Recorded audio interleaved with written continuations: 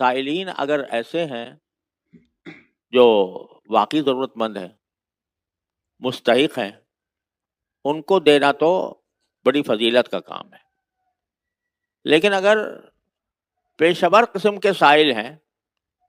یعنی حقیقت میں ان کو ضرورت نہیں ہوتی، پھر بھی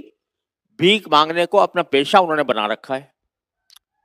تو بھیک مانگنے کو جو اس نے پیشہ بنا رکھا ہو اس کو دینا بھی جب دونا درست نہیں ہے، کیونکہ اس سے اس کے گناہ کی ہمت افزائی ہوگی.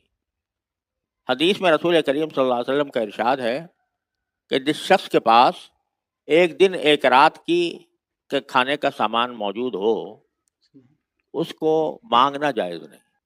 یہ بہت اہم مسئلہ ہے کہ جس شخص کے پاس ایک دن ایک رات کا کھانا موجود ہو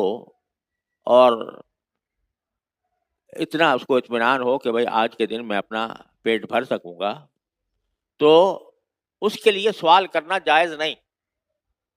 سوال کرنا اس شخص کے لیے جائز ہوتا ہے جس کے پاس ایک دن ایک رات کے بھی کھانے کا انتظام نہ.